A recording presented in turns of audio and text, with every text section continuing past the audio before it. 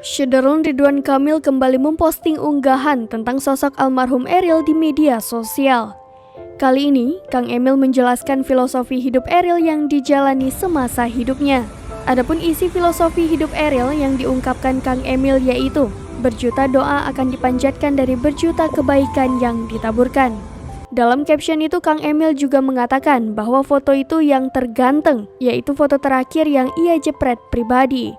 Adapun dalam keterangannya, ia sedang membersamai jenazah Eril yang insya Allah akan tiba jam 16 waktu Indonesia Barat hari Minggu di Bandara Soekarno-Hatta untuk selanjutnya berangkat ke Bandung.